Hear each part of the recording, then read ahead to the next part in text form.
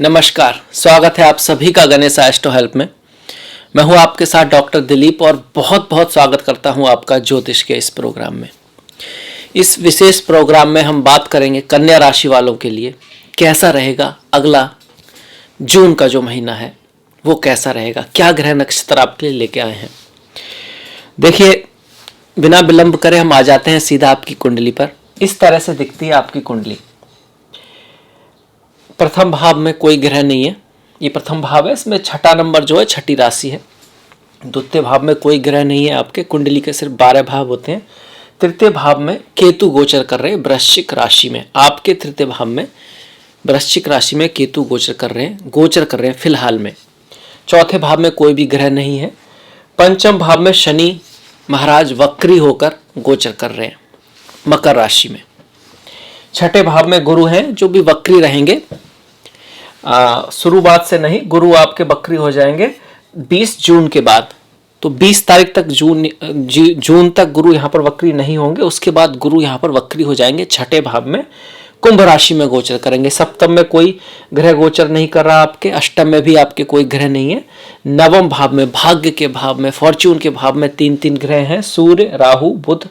सूर्य यहाँ पर 15 तारीख तक रहेंगे, 15 के बाद सूर्य दसम भाव में मिथुन राशि में आ जाएंगे और राहु पूरे महीने आपके नवम भाव में भाग्य के भाव में वृष राशि में गोचर करते रहेंगे। बुध जो है वो भी 2 तारीख से लगभग पूरे महीने आपके भाग्य भाव में वक्री रहेंगे। शुक्र की स्थिति महीने के 26 तारीख तक आपके दसम भाव में रहेगी, मित्र की राशि में। ये एकादश भाव है। 26 के बाद शुक्र यहाँ पर आएंगे और मंगल पूरे महीने यहाँ पर रहेंगे और मंगल यहाँ कर्क राशि में अपने नीच की अवस्था में है। तो इस तरह से रही ग्रहों की स्थिति।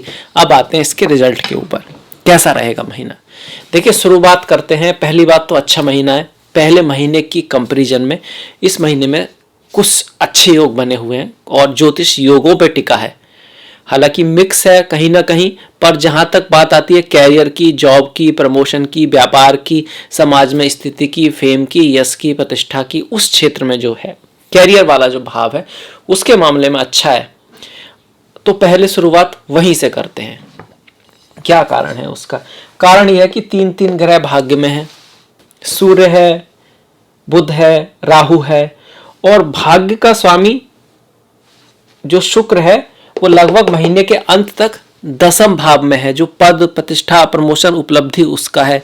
और दसम भाव का स्वामी जो कि बुध है, भले ही बकरी है पर वो नवम भाव में है। नवम भाव किसका है? फॉर्च्यून का, लक का, पिता का, गुरु का, हमारे जो पूर्वज रहे हैं उनका भी कहीं तक है, उच्च शिक्षा का, ज्ञान का, आविष्कार का, गुरु कृपा का।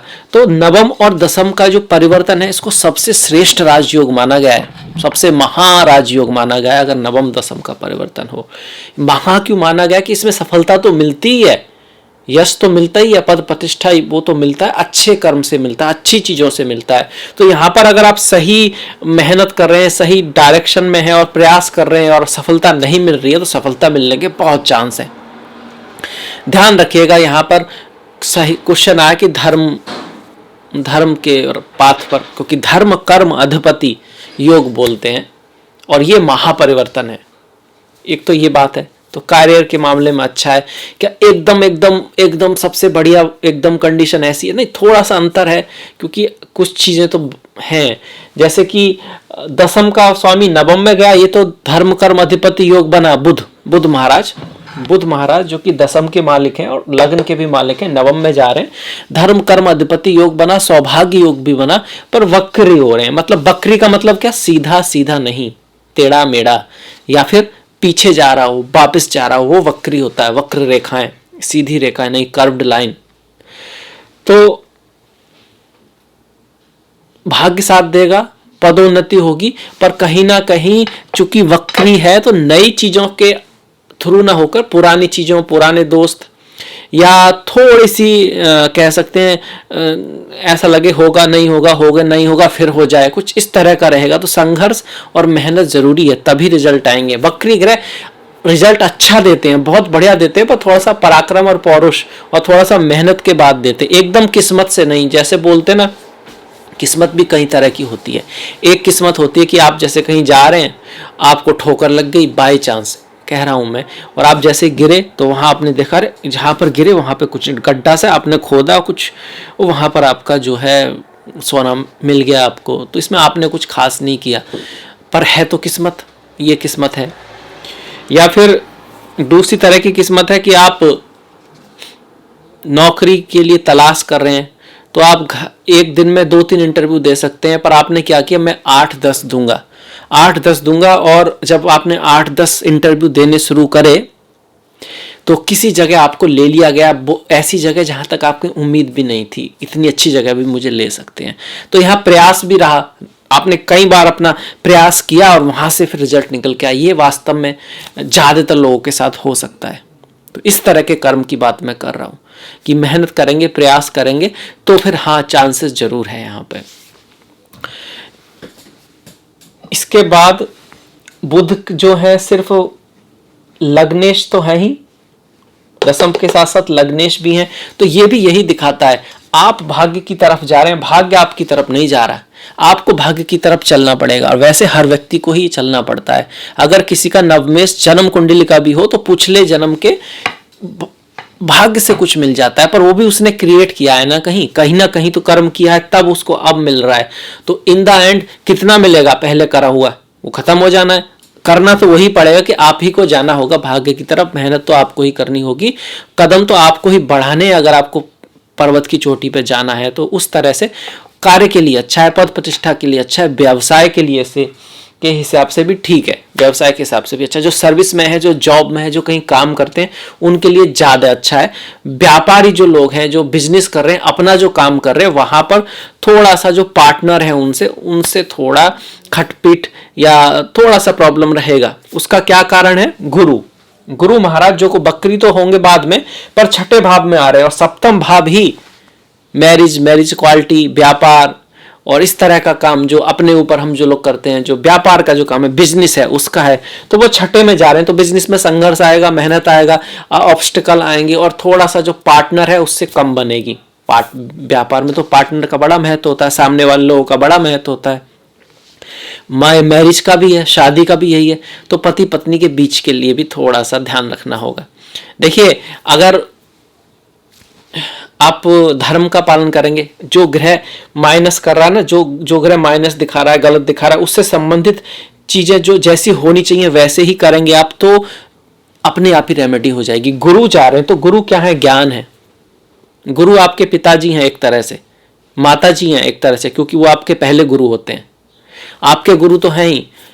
ज्ञान की जो किताबें हैं, वेद है, उपनिषद है, सब, चाहे वो और भी किताबें हों, जैसे कि आपका बाइबल है या फिर आपका कुरान है, स्पिरिचुअल जो किताबें हैं, जो ईश्वर की तरफ ले जाने वाली हैं, जो उनका वास्तविक जो सेंस है, उन किताबों में कोई एक आध चीज़ ऐसी हो सकती है जो कहीं ना कहीं ऐसा लगे आपको कि ये तो ईश्वर की तरफ नहीं ले जा रही, पर एक चीज़ कॉमन होगी सभी के बीच में, जो आपको उस परमात्मा, परमपिता, परमात्मा की तरफ ले जा रही है। तो उस पर चलेंगे आप, अपने गुरुओं का आदर करेंगे, माता का, पिता का, बड़े भाई का, जो आपके जो बॉस हैं उनके साथ। इसके साथ साथ भगवत गीता को सुनेंगे, श्रीमद् भागवतम को सुनेंगे। तो गुरु के जो है ज्ञान से काम लेंगे, बुद्धिमता से काम लेंगे। गुरु आपको आज के फायदे को नहीं बताता, अब क्या कर रहे हैं, मतलब आप किसी के साथ डील कर रहे हैं तो आप उसको फायदे के लिए थोड़ा सा झूठ बोल के ठग लो। गुरु ऐसा नहीं दिखाता, ठगो भी मतलब थोड़ा सा उसको बेवकूफ बना दो। गुरु आपको बताता है 20 साल बाद कि आप उसको ऐसा एक्सपीरियंस दो कि वो आपके पास आए, क्योंकि आप सामने वाले को आपके नुकसान से कोई मतलब वो आपका नुकसान नहीं करना चाहता, उसको तो यही चाहिए कि उससे फायदा हो जाए, बस इतना काफी है। आप भी किसी शॉप पे जाते हो तो आपको ये थोड़ा ना कि इसको फायदा ना हो, इसको फायदा ना हो, आपको यही रहता कि मुझे कैसी सर्विस मिल रही है, मेरा काम अच्छे से हो जाए। तो आप उस पर ध्यान दो, और जब उस पर ध्यान दोगे और सामने वाला आपके पास 10 बार आएगा, 20 बार आएगा, 30 बार जाएगा, तो आपको फायदा होना ही होना है। तो सर्विस पे ध्यान दीजिए, अगर आप जॉब में भी हैं या फिर बिजनेस में हैं, आप है कि सामने वाले का एक्सपीरियंस अच्छा हो जब आपके पास आए, एक बार में ही उससे निकालने के लिए ना सोचें, और वो खुद आएगा, बाद में भी आएगा, तो उसका भी अच्छा और आपका भी अच्छा। यही एक चीज़ है जो विन विन बोल देते हैं इसको कुछ लोग, जो आपको करनी सीखनी है जब गुरु के समय में, ये बहुत ज़रूरी है। पत्नी के मामले में पत्नी की सेहत का ध्यान भी रख रहे हैं। वो तो आपको उनको कह सकते हैं कि सेहत का अगर कोई बात होती है तो उसको इग्नोर ना करें। योगा, प्राणायाम, मेडिटेशन, ध्यान ये सब करते रहें। मीठे का, गुरु मीठे से जुड़े हुए होते हैं तो मीठे का पान थोड़ा सा कम करें। और लीवर, गुरु का संबंध लीवर से है, यकृत से है। तो अगर किसी को ऐसी डिजीज है, ओल्ड एज में अक्सर ऐसा होता है कि डायबिटीज या लीवर वगैरह है, तो उसका थोड़ा सा ध्यान रखेंगे तो सब अच्छा रहेगा, सब बढ़िया रहेगा। अब मैंने कहा पिताजी, माताजी, तो कहीं ना कहीं हमारे पूर्वज भी हैं। तो आपके घर में अगर आपके पूर्वज हैं, दादा दादी, नाना नानी, उनके प्रति इज्जत रखें। और अगर वो गुजर चुके हैं तो अगर उनकी तस्वीर आप अपने देश की नहीं, अपने घर की दक्षिणी दीवार पर लगाएंगे और उसको हर दिन आप कोई अगरबत्ती या फूल चढ़ाएंगे तो उससे भी गुरु अच्छे रहते हैं, बढ़िया रहते हैं। नहाने के पानी में हल्दी का यूज करने से गुरु शुभ माने जाते हैं, अच्छे होते हैं। हल्दी क्या है? ज्ञान है। हल्दी ज्ञान को दिखाता है। केसर का तिलक लगाने से गुरु अच्छे रहते हैं। केसर भी कहीं ना कहीं जो पीला रंग है भगवान श्री विष्णु से, ज्ञान से जुड़ा हुआ है। और तो सेंस वही है कि इन सब चीजों को अगर आप पालन करेंगे तो गुरु के ऐसा रहते हुए भी जो प्रॉब्लम आएगी तो सही, कंडीशन तो आएगी ऐसे ही, पर अगर आप सही रिएक्ट करेंगे, क्योंकि इन द मोमेंट वो फिर भी आपके हाथ में है। सामने से सिचुएशन आई और इस तरह की, पर आप गुस्सा होने वाली, पर आप गुस्सा हो ही नहीं। आप बड़ी शांति से उस चीज़ को किसी तरह से आपने अपने ज्ञान से हैंडल कर लिया तो वो सिचुएशन चली जाएगी। आप कहेंगे वाह बहुत बढ़िया। इसी के साथ साथ इस गुरु की दृष्टियों की बात कर लें।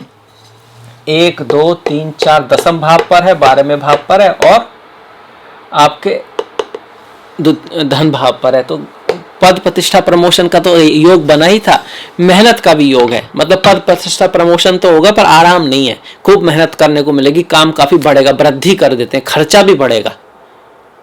भी बढ़ेगा और कहीं ना कहीं दूर यात्रा का चांस बनता है। हालांकि आजकल लॉकडाउन है, वो एक अलग बात है, हम गोचर की बात कर रहे हैं, क्योंकि लॉकडाउन कुछ देशों में है, कुछ देशों में नहीं है। पर हाँ, यात्रा का योग बनता है, खर्चे का योग बनता है। धन के मामले में खर्चा भी होगा और पैसा भी आएगा। मतलब पैसा आएगा तो जाएगा भी। पैसा अगर आ रहा है और वो सही उस पर जा रहा है तो एक अच्छी बात है। ये एक अच्छी बात है, क्योंकि पैसा जो बोलते हैं कि अगर आप आता है और आप उसका कुछ नहीं करते तो वो खत्म हो जाता है। तो या तो आप उसका यूज करें, अच्छा यूज करना सीखेंगे तभी वो बढ़ेगा। अच्छा यूज का मतलब या तो कहीं इन्वेस्ट करें आप, या फिर अपने जो किसी को दान दें, किसी की सेवा करें, अपने घर वालों के लिए कुछ करें। उसका यूज करना बहुत ज़रूरी है। लक्ष्मी चंचल होती है, उसके चलते रहना अच्छा है। तो खर्च भी करना ज़रूरी है और कमाना भी ज़रूरी है। ईश्वर ने दिया ही उसको इसलिए है।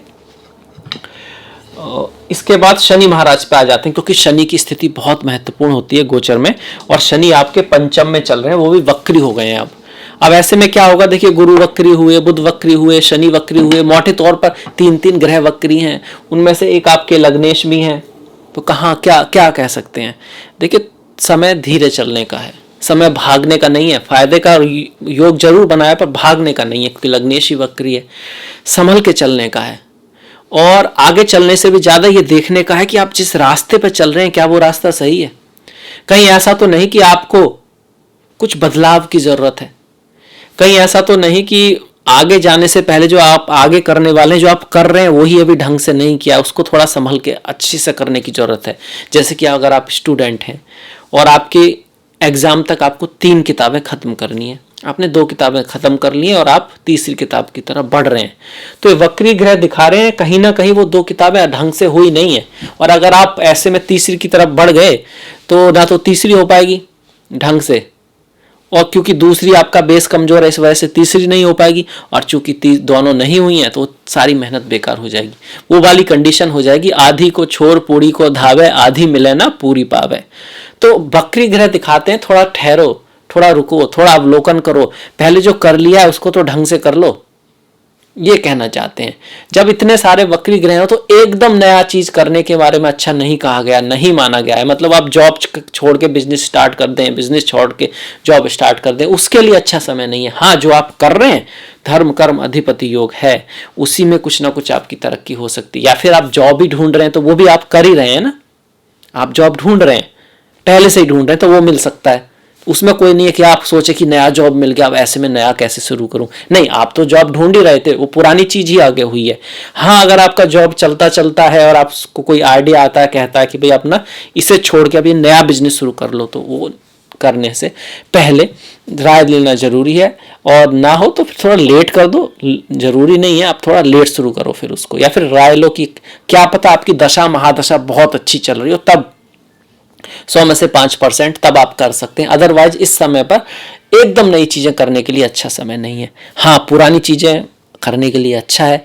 एक और बात, जब ग्रह वक्री हैं तो पुराने लोग लाइफ में आएंगे, पुराने दोस्त लाइफ में आएंगे, पुराने प्रेमी प्रेमिका, जो लोग यंग हैं और किसी से ब्रेकअप हो चुका है और किसी से मुलाकात चाहते हैं, बहुत दिन से नहीं हुई है, मन में कुछ इस तरह का है कि वो व्यक्ति शायद वापस लौट आए, तो वो योग बन रहे हैं कि पहले वाली चीज़ें लाइफ में वापस आएंगी, पुरानी चीज़ें वापस आएंगी। वो अच्छा भी है।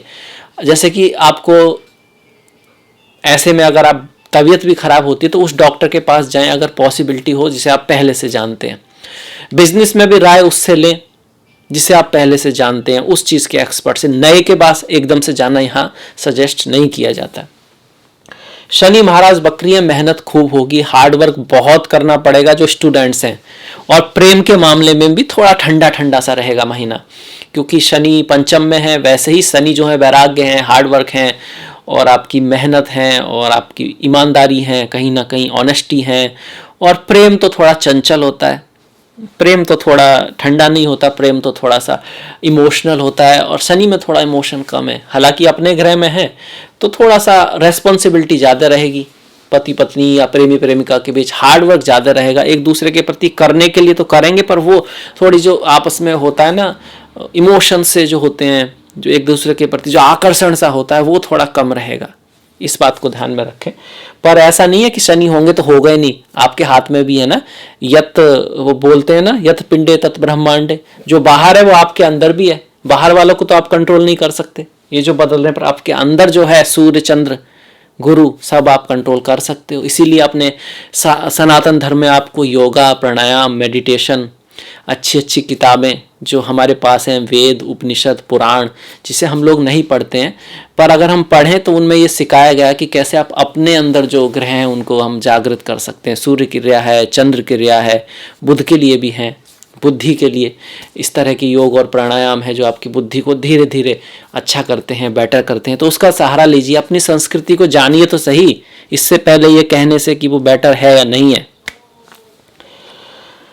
शनि की दृष्टियों की बात कर लें, क्योंकि 1, 2, 3 सप्तम पे पड़ेगी, एकादश पे पड़ेगी, आपके 7वीं दृष्टि 8, 9, 10 और धन भाव पर पड़ेगी। धन भाव पर गुरु की भी दृष्टि पड़ रही है और शनि की भी। दो चीजों की दृष्टि, दो ग्रहों की दृष्टि धन भाव पर पड़ रही है, तो धन का कोई बहुत बड़ा सोर्स आपके हाथ लग सकता है। पैसे का, पैसे के मामले में कोई बड़ा परिवर्तन हो सकता है। अगर आप वाणी के थ्रू काम करते हैं या आपका काम किसी तरह का कम्युनिकेशन है, चाहे वो राइटिंग हो या वाणी हो, जैसे आप राइटर हो या बोलते हो, यूट्यूबर हो, या फिर आप मार्केटिंग में हो, जहां आपके बोलने का, आप कैसे अपने आप को एक्सप्रेस करते हैं उसका है, तो कोई बड़ा चेंज आपकी लाइफ में आ सकता है। आप गायक हो, पोइट, वो भी तो गाते हैं ना, बोलते हैं, तो वहाँ तो कोई वहाँ पर कोई आपको बड़ी उपलब्धि हो सकती है, बहुत अच्छा रह सकता है वाणी के मामले में। शादी के मामले में हम बात कर चुके हैं, और फ्रेंड्स के मामले में सावधान रहने की जरूरत है। एक तो मंगल नीच के हैं, ऊपर से शनि की भी दृष्टि है, तो कहीं ना कहीं फ्रेंड्स हैं, फ्रेंड सर्कल हैं, कहीं ना कहीं उनसे थोड़ी निराशा हासिल होगी। आप सोच रहे थे कि ये दोस्त तो मेरा बड़ा करीबी है, बहुत अच्छा है, और वो अच्छा हो भी सकता है, ऐसा नहीं कि वो अच्छा नहीं है, पर कंडीशन ऐसी हो सकती है कि शायद वो आपकी हेल्प ना कर पाए। और आपको हमेशा पॉजिटिवली ही लेना है, यही लेके चलना है कि हाँ शायद इसकी कंडीशन ऐसी रही होगी, क्योंकि ये आपको जीवन में हेल्प करेगा आगे बढ़ने में। जब हम दूसरों की गलतियां निकालना और अपने को डिफेंड करना, अपने को जस्टिफाई करना शुरू कर देते हैं, नेचुरली ये होता है, तो हम एक तरह से अपने विकास को रोक देते हैं। क्योंकि जब हमने अपने आप को जस्टिफाई कर दिया और जो नहीं मिला उसके लिए दूसरे को कहीं किसी तरह से आपने कह सकते हैं गुनाहगार बना दिया, तो काम ही खत्म हो गया। आप तो बहुत अच्छे हो गए, आपके साथ तो मतलब आपको तो किसी ने बढ़ने ही नहीं दिया, आप वो सब लोग गुनहगार हैं, आपने तो सब कुछ किया ही नहीं है, तो रास्ता ही खत्म, बात ही खत्म। तो अपने आप को जस्टिफाई नहीं करना है, अपने आप को अपग्रेड करना है, अपने आप को बढ़ाना है, सॉल्यूशन ओरिएंटेड करना है, रास्ता निकालना है। रास्ता पर ये नहीं कहा कि अब रास्ता हो ही नहीं यहाँ से और इसमें मेरी गलती भी कुछ नहीं है, उसकी गलती है, ये बिल्कुल नहीं करना है। अगर जीवन में आगे बढ़ना है तो रास्ता निकालना ही है। जहाँ तक रास्ता है वहाँ तक तो चलो, वहाँ का रास्ता वहाँ से जरूर निकलेगा। जो खुद की मदद करता है, ईश्वर उसकी मदद अवश्य करते हैं। ये बात याद रखिएगा और ये बात सत्य है, सिर्फ कहने के लिए नहीं है। शनि की दृष्टि की देख ली हमने, गुरु को भी देख ली। बुध के बारे में भी हमने बात कर ली है कि आपके लग्नेश हैं, वक्री हैं, तो कोई बहुत बड़ा रिस्क लेने का समय नहीं है और बहुत तेज चलने का नहीं है, पर अवलोकन करने का है, चीज़ों को सुधारने का है। और ये कोई छोटी चीज़ नहीं है, प्लानिंग करने का है। बहुत से लोग प्लानिंग ही नहीं करते, भागते रहते हैं, सोचते हैं कि सिर्फ जब मैं कहता हूँ कि मेहनत का मतलब है कि भाई लगे रहो, ये मतलब नहीं है। ये नारा नहीं है कि लगे रहो, ये कहने का मतलब है कि आप स्मार्ट मेहनत करें। आप जिस रास्ते पर हैं थोड़ा रुकें, सोचें, सही दिशा में तो हैं, ये तो देख लें। पता लगा गलत रास्ते पे भाग रहे हैं तो उसका भी अवलोकन करने का समय है। और बहुत बड़ी बात है, प्लानिंग का है, कैसे करना है आपको आगे का समय में, कब क्या, अगर कोई चीज़ कर रहे हैं तो उसको किस तरह बढ़ाया जाए, और क्या शामिल किया जाए, और क्या सीखा जाए, और क्या ट्राई किया जाए। अगर कुछ भी करने को नहीं है तो अपने आप को अपग्रेड करना है, हेल्थ को, मन को, ज्ञान को, उसको तो आप अपग्रेड कर ही सकते हैं ना, उसके लिए भी बहुत अच्छा समय है। बुध के बाद हम सूर्य की बात करें। देखिए सूर्य जो है आपके 12वें भाव के स्वामी हैं और 9वें भाव में आ रहे हैं। कहीं ना कहीं दूर यात्रा का योग बनता है और सूर्य को जल आदि देते रहेंगे तो थोड़ा सा बेटर रहेगा। पर सूर्य 10 तारीख के आसपास जो है वो 7 से और 15 तारीख तक थोड़ा सा बॉस के साथ और पिता के साथ थोड़ा दिक्कत रह सकती है। कोई अचानक से खर्चा आ सकता है। कारण क्या है, सूर्य ग्रहण होगा, पर ग्रहण के दिन ही नहीं, उसके पहले से ही 4-5 दिन पहले से और 8-10 दिन बाद तक थोड़ा सा बॉस के साथ, अपने से जो अथॉरिटी हैं वहाँ संबंध अच्छे बना के रखें, मीठे बना के रखें। कोई बात होती है तो उसको बुद्धिमानी से संभाल लें, सुलझा दें। बहुत ज़्यादा यहाँ पर एक्सेप्ट करना कि वो आपके लिए कुछ बहुत बड़ा करेंगे या आपकी बात को मान जाएंगे, वो थोड़ा मुश्किल है। रेमेडी के रूप में माता दुर्गा की पूजा करते रहें, सूर्य नमस्कार करते रहें, सूर्य को जल देते रहें। और जिस दिन ग्रहण है 10 तारीख को, उससे 1-2 दिन पहले और 1-2 दिन बाद तक तो बिल्कुल कोई बहुत बड़ा काम ना करें, इस चीज का ध्यान रखें। सूर्य 15 तारीख के बाद मिथुन में आ जाएंगे। मिथुन में जो सूर्य है वो आपको कार्य के क्षेत्र में कहीं बाहर ले जा सकते हैं। आपको कोई फॉरेन प्रोजेक्ट मिल सकता है, मल्टीनेशनल प्रोजेक्ट मिल सकता है। जरूरी नहीं आप विदेश जाएं, पर इस तरह का काम हो जो कहीं ना कहीं देश विदेश से जुड़ा, विदेश भी जा सकते हैं, डिपेंडिंग अपन आपकी कुंडली में क्या है। ये तो गोचर है ना, एक तो ये है, एक आपकी जन्म कुंडली है जो अपने जन्म से आप साथ में लेके आए थे, वो वहां पर लिखा है प्रारब्ध तो। पर हाँ, इस तरह के योग जरूर बने हुए हैं। शुक्र की बात कर लेते हैं, जो धर्म कर्म अधिपति योग बनाए हुए हैं। 26 तारीख तक तो लक्ष्मी आएगी, पैसा आएगा, खास करके औरतों से, फीमेल से। Art, media, designing, creativity, hotels, कपड़ा, इस तरह का काम है आपका। सफ़ेद चीज़ों का काम है, मोतियों का काम है, ज्वेलरी का काम है आपका।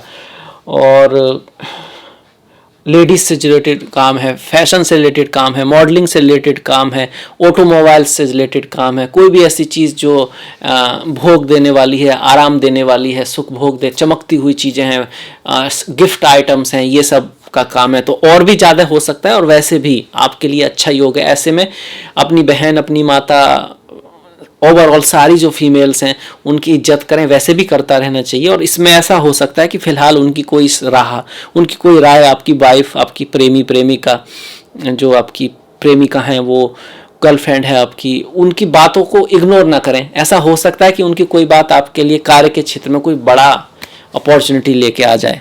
या आपकी बहन, छोटी बच्चियां हैं, उनका खास ख्याल रखें, हमेशा रखना चाहिए। शुक्रवार वाले दिन माता लक्ष्मी की पूजा करें, श्री सूक्त का पाठ करें, इलायची की चाय पी सकते हैं, जो छोटी इलायची होती है, दही से स्नान कर सकते हैं। ये सब चीज़ें से बोलते हैं कि शुक्र की जो एनर्जी है वो बैलेंस होती है, अच्छी होती है। इत्र का दान मंदिर में कर सकते हैं, पंडित जी को इत्र का दान कर सकते हैं। फ्लावर, खूबसूरत जो पुष्प होते हैं, उनको आप 2-4 पुष्प जो है माता को चढ़ा सकते हैं शुक्रवार वाले दिन, तो उससे अच्छा रहेगा। शुक्र की और ऑस्पिशियसनेस बढ़ेगी।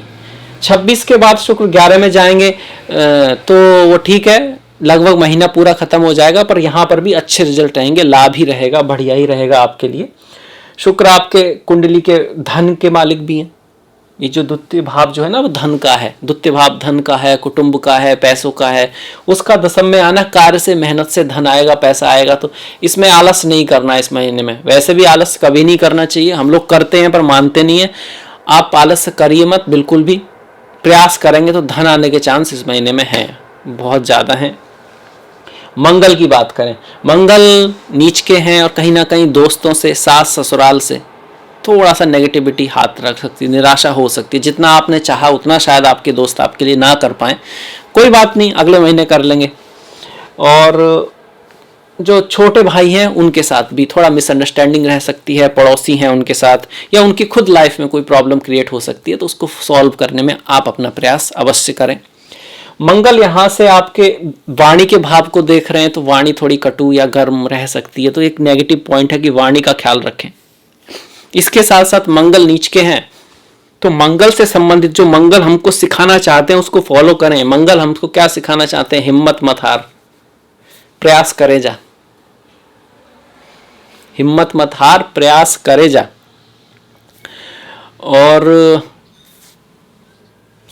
कह सकते हैं कि कभी भी किसी भी सिचुएशन में, जैसे बजरंगबली हनुमान है, जब भगवान श्री राम को और श्री लक्ष्मण जी को भी, दोनों को एक साथ नागपाश में बांध लिया, उसके बाद भी जय श्री राम बोल के एकदम अपने जो उनका लक्ष्य है उस पर बढ़ गए वो।